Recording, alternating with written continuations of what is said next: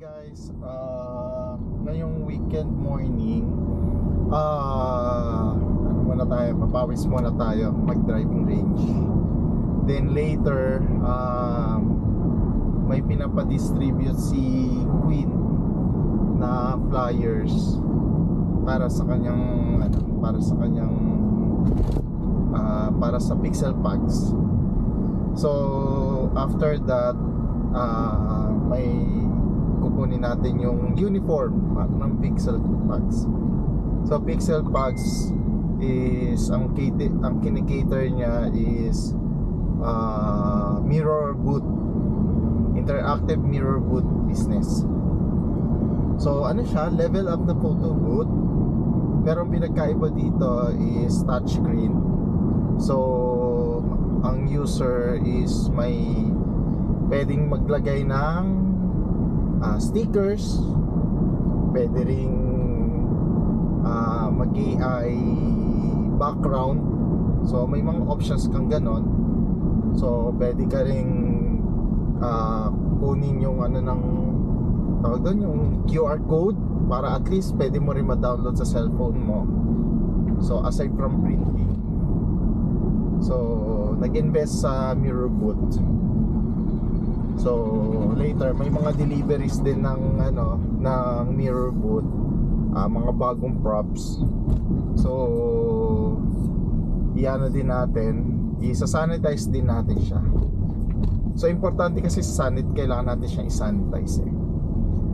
Then after that, pupunta tayo doon sa pinag-printan natin ng uniform, para at least 'di ba, pag pumunta ka sa isang event, naka-uniform ka, magandang tingnan, presentable ka. So yun yung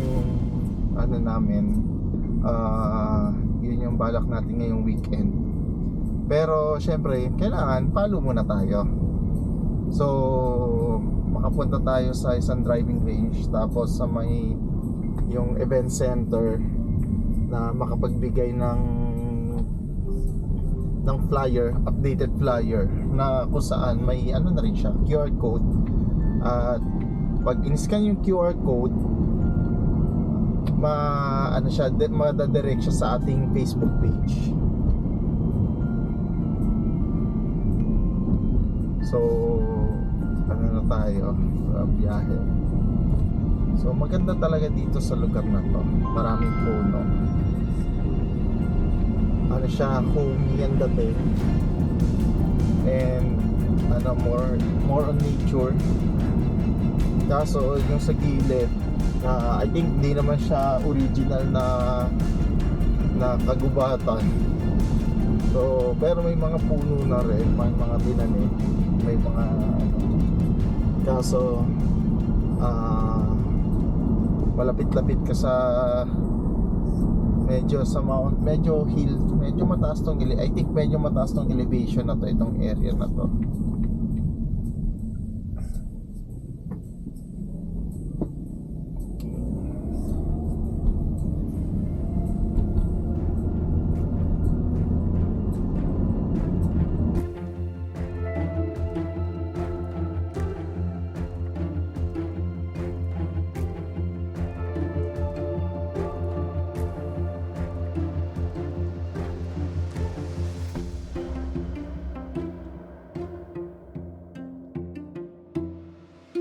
Yung New Valley Driving Range is converted siya from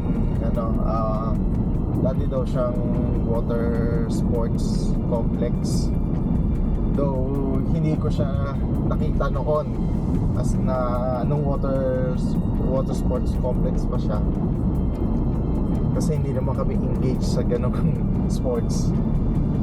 The most is before ng pandemic is like free dive, yan lang. Kaya namin, na-engage kami sa water sports, yung free diving. So challenging yung free diving na yun. Pero ang talaga dyan si Queen. Siya yung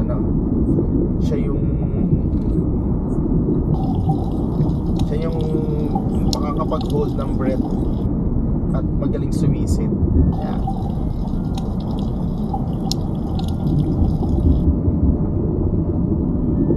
So dito may traces pa rin ng mga puno na na-uproot.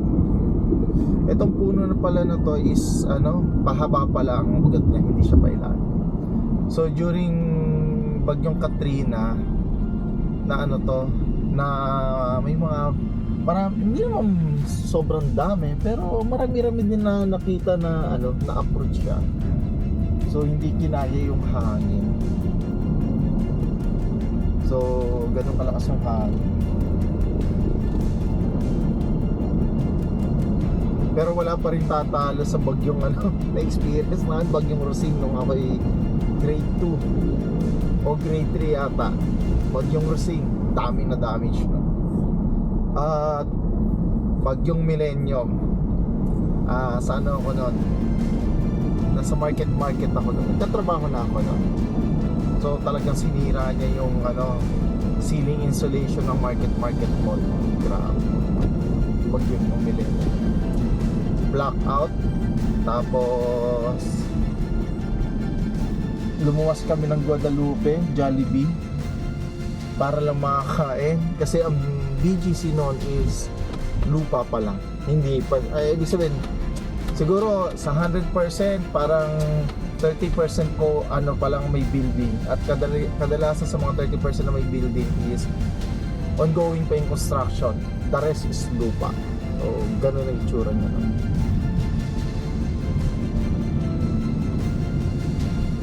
So nandito na tayo sa New Valley Driving Beach.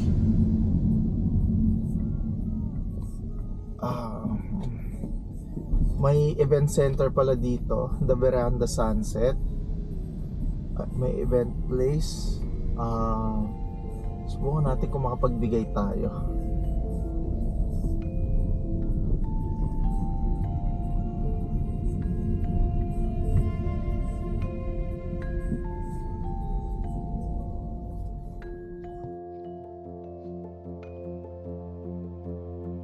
Activity naman natin is kukunin natin yung pinaprint na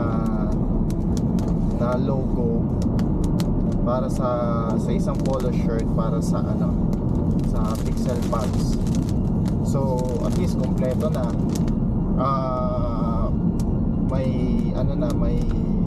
May uniform para sa team, may bagong props, may mga bagong ilaw, additional light actually yon, kasi in event na medyo hindi ganun kaliwanag ang general lighting sa event center, at least may backup na ilaw pa. Meron din tayong RGB light, so at least kahit paano medyo enticing siyang tignan. So yun na lang, makuha natin uniform, okay na, may enough stock tayo para sa